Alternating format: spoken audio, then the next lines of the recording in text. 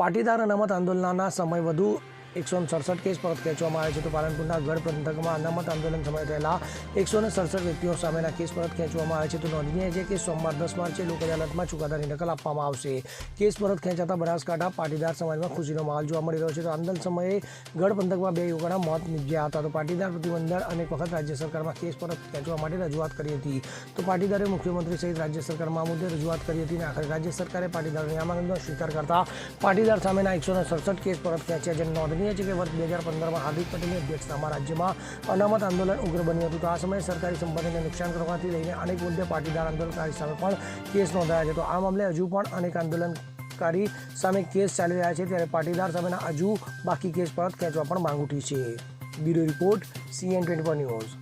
હવે જુઓ દેશ દુનિયાની તમામ ખબરો તમારી આંગળીના ટેરવે.